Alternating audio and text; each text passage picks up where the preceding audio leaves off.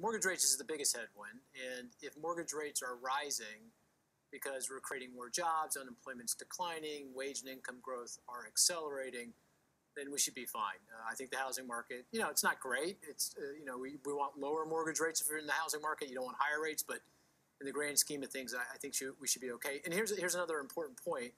In a normal, well-functioning economy, mortgage rates, 30-year fixed-rate mortgage rates should be between 5.5% and 6%. So even at 4.5%, they should be pretty manageable. All right, Skylar, in yesterday's numbers about resale homes or existing homes, it was sort of a tale of two market segments. At the low end, sales were down sharply.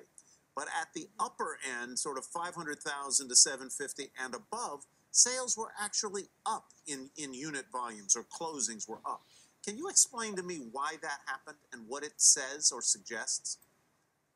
Yeah, certainly. So new home sales are kind of driving a bit of that picture. So when I look at higher price points, that's where generally, there's a little bit more lubrication in the market. Things are moving. Competition hasn't been so fierce, so people looking in that segment aren't stuck in a bit of a self-reinforcing cycle where I can't list my home because I can't turn around and buy a home. So there's a little bit more lubrication happening there, and they're benefited by new home sales.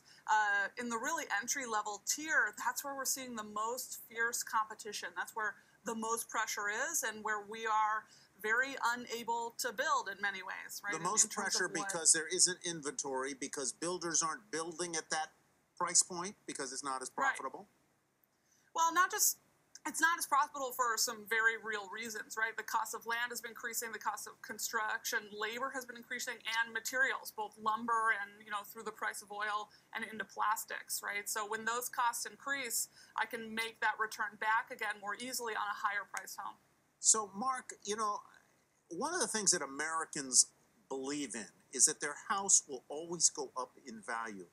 It doesn't always happen that way, and certainly you go back to 2007, 2008, it didn't happen. It was one of the first times, maybe the first time, that on average the American home actually declined in value.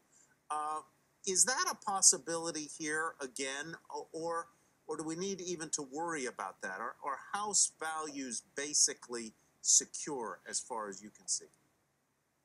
Well, I don't think anyone believes that house prices can't go down, certainly not after the experience of the last decade. I think we're all have clear eyes about that now. But having said that, I think house prices are in good shape. With this lack of building, low vacancy, continued strong demand, I really don't think house prices are at risk here. The one thing I will say, though, is the tax law, which reduces the value of the mortgage interest deduction property, that's going to be a problem.